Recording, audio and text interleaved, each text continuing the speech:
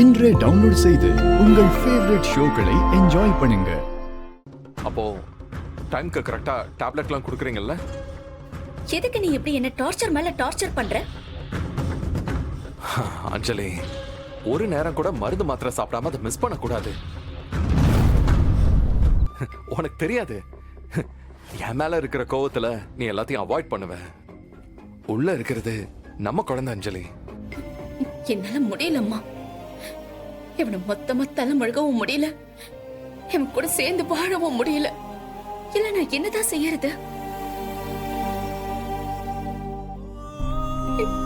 ஏண்டா கர்ப்பமானோ, ஏண்டா இந்த குழந்தை என் வயித்துல இருக்குன்னு தோணுதுமா.